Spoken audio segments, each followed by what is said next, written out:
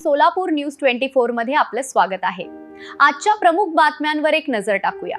मोहोळ तालुक्यातील खवणी येथे अवैध दारू वाहतुकीवर सोलापूर ग्रामीण स्थानिक गुन्हे शाखेने मोठी कारवाई करत तब्बल 19,62,500 रुपयांचा मुद्देमाल जप्त केला आहे।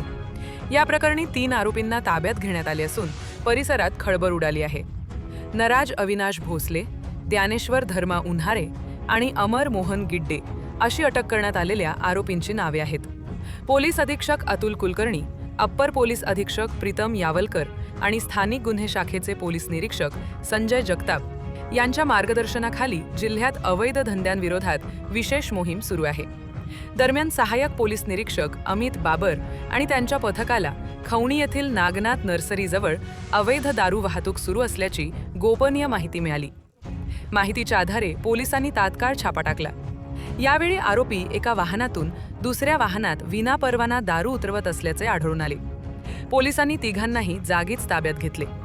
या कारवाईत देशी दारूचे विविध कंपनीचे 90 मिलीचे 77 बॉक्स, 2 चारचाकी आणि 2 दुचाकी वाहने असा एकूण 19,62,500 रुपयांचा मुद्देमाल जप्त करण्यात आला।